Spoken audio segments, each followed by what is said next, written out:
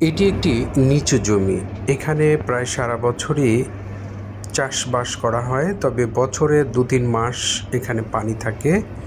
এই পানিটা মূলত থাকে এই খালের উপর। আপনারা দেখতে পাচ্ছেন হাইওয়ে রাস্তার পাশে একটি খাল, সরকারি খাল।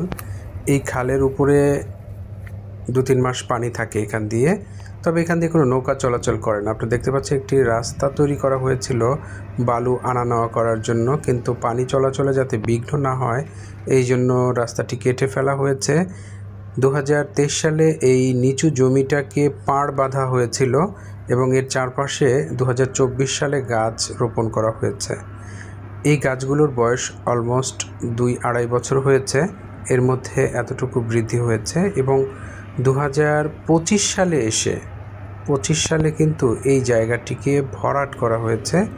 এখানে বালি মাটি দিয়ে পুরো জায়গাটিকে ভরাট করে একটি সুন্দর ভিটিতে রূপান্তর করা হয়েছে, আপনারা দেখতে পাচ্ছেন।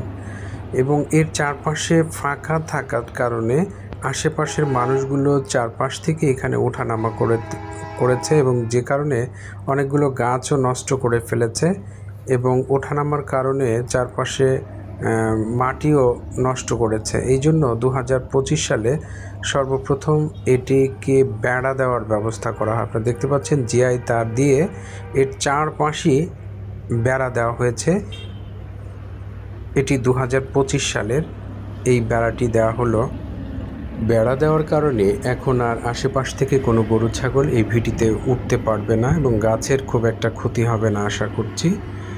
আর আপনারা দেখতে পাচ্ছেন আশেপাশে কৃষকেরা এই ভিটিটা ফাঁকা পেয়ে এর উপরে বিভিন্ন রকম ধানের মাড়াইয়ের কাজ করেছে এবং তারা ধানের খড়কুটো এখানে রেখে দিয়েছে।